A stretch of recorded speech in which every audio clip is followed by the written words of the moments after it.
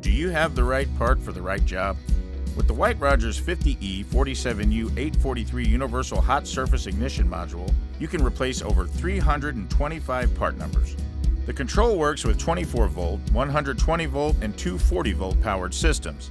For 240-volt systems with a 120-volt igniter, simply connect the igniter to the HSI-240-volt terminal.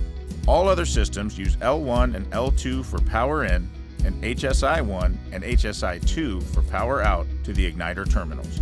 Wiring a universal control has never been made easier. With the ability to control an inducer motor, this module also makes it easy for power in, power out to switch the inducer on. The pressure switch is monitored through a 24-volt circuit attached through the 11-pin wiring harness.